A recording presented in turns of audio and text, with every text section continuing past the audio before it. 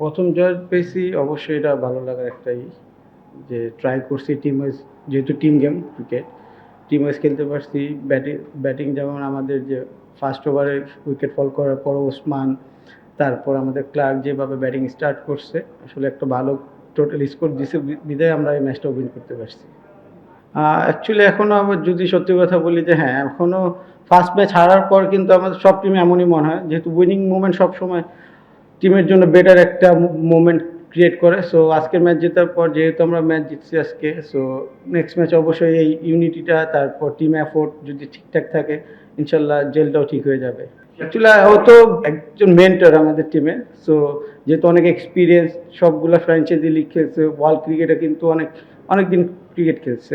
So ও as a team, as a mentor হিসাবে যতটুকু আমাদেরকে ইনফরমেশন শেয়ার করা, ততটুকুই আমাদেরকে ইনফরমেশন বেটার ক্রিকেট খেলার জন্য শেয়ার করতেছে। অফকোর্স এটা সবসময় যে উইনিং মোমেন্ট তো উইনিং মোমেন্টই। সো ম্যাচ উইন করলে সবসময় টিমের মোরালি, তারপর যদি কনফিডেন্স লেভেল, ইউনিটি বলেন, সব কিছু ঠিকঠাক থাকে। সো ফার্স্ট ম্যাচ যেহেতু হেরে গেছি, সো আজকের ম্যাচটা আমাদের জন্য ইম্পর্টেন্ট ছিল যে উইন করাটা। আলহামদুলিল্লাহ আমাদের সবার টিম এফোর্ট এবং সবার যার যার জায়গায় বেস্ট খেলাতে আমরা উইন করছি। না, আলহামদুলিল্লাহ উপরওয়ালার কাছে যে আমি আমার যে প্ল্যান ছিল, প্ল্যান ওয়াইজ আমি বোলিং করতে পারছি, আমার টিমের জন্য আমি কন্ট্রিবিউশন করছি। সো এটার জন্য অফকোর্স যে আলহামদুলিল্লাহ উপরওয়ালার কাছে যে আমি আমার টিমের জন্য যতটুকু করার আমার সাইড থেকে আমার বেস্ট, আমার মনে হয় যে আমি আমার বেস্টে দিচ্ছি, এর জন্য হয়তো ভালো করতে পারছি। অফকোর্স বলারদের জন্য তো যখন বোর্ডে যখন বড় একটা বিগ স্কোর থাকে, আমাদের জন্য তো অফকোর্স এটা একটা যে একটু চাপটা কম থাকে। আর যেহেতু ওদের স্টার্টিং কিন্তু খুব ভালো করছে পাওয়ার প্লে, তার টি-20 গেম এই শর্টার ভার্সনে কিন্তু যে মেন খেলাটাই কিন্তু ছয় ওভার উপর ডিপেন্ড করে। সো আমরা আমাদের প্রসেসে ছিলাম যে বলারদের যে হ্যাঁ, একটা দুইটা ওভারের দিক থেকে হয়তো রান স্কোর হবেই। সো প্যানিক যাতে না হই, কারণ 200 রান কিন্তু প্রতি ওভারে ওদেরকে অলমোস্ট 12-এর মতো রান দরকার ছিল।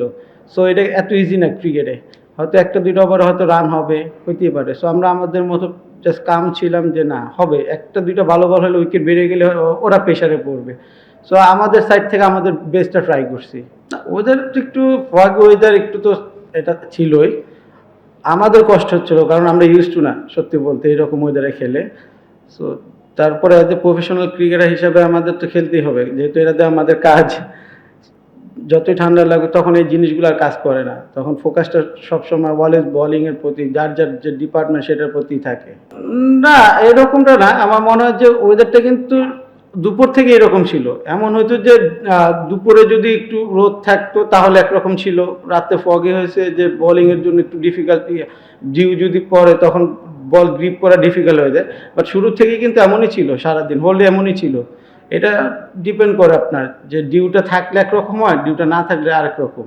না, ব্যাটিং অ্যাকচুয়ালি দেখেন আমাদের টি-20 গেমে কিন্তু একটা দুইটা পার্টনারশিপে কিন্তু রানটা করে।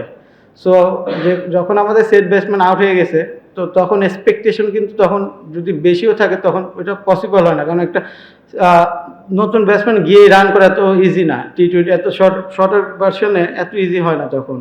আমাদের মেন কাজটাই করে দিয়েছে ওই যে উপরে যারা ব্যাটিং করে, ওসমান, ক্লার্ক, করার পর মিথুন। সো পরের ব্যাটসম্যানগুলোতে এই চাপ প্রেশারটা ছিল না। হায়দার আলী খুব অল্প রান করছে, বাট ওই সময় যেটা দরকার ছিল যে বল টু বল রান করা। সো প্রসেস অনুযায়ী ব্যাটিং করাতে হয়তো আমরা 219 করছি। ম্যাসিভ কোনো চেঞ্জেস নাই, বাট টি-20 গেমে শুধু এটাই বলবো যে একই টাইপের বোলিং করা আসলে ইজি না বলতে যে ব্যাটসম্যানের জন্য ইজিয়ার হয়ে যায়। সো এর জন্য আপনার পেস ভেরিয়েশন বলেন, তারপর যদি কি ইউজ করা বলেন, সেইগুলো নিয়ে ফোকাস বেশি ছিলাম। আর ব্যাটসম্যান রিড করে এক সিমিলার বলতে আসলে পসিবল না, সবার ফুটওয়ার্ক বলে এক হয় না। সো ট্রাই করছি যে যার যার উইক জোন যেটা, বা যে যে খেলতে মানে স্ট্রং জোনটাতে যাতে বোলিং না করতে পারে, ওইটা নিয়ে কাজ করছি। না, অ্যাকচুয়ালি অ্যাজ এ প্লেয়ার কিন্তু আমি যেহেতু সিলেটের প্লেয়ার ছিলাম, ড্রাফট থেকে নিয়েছে। সো এটাতে কিন্তু আমি হয়তো সিলেটের হয়ে খেলতাম। সো এটা নিয়ে আমার কোনো প্রেশার ছিল না, বিকজ এটা তো আমার কোনো অ্যাজ এ প্লেয়ার হিসেবে কোনো মানে এখানে কোনো কাজ ছিল না। যেহেতু আমাদের হয়তো আমি চিটাগাংয়ে কিন্তু প্রথম 2 বছর কিন্তু এই টিমে খেলেছি, প্রথম বিপিএলে। তো তাদের আমার কাছে হয়তো এক্সপেকটেশন অনেক বেশি ছিল, তাদের হয়তো ছিল। বাট আমার অ্যাজ এ প্লেয়ার আমার তো কাজ হবে সবসময় পারফর্ম করাই, যে টিমে খেলি না কেন আমার বেস্টটা দেওয়া। সো আমি আমার বেস্টটা দিয়েছি, ইনশাল্লাহ আল্লাহ হয়তো আমাকে সাপোর্ট করছে, বা আল্লাহর উসিলায় সব কিছু হয়েছে আমার।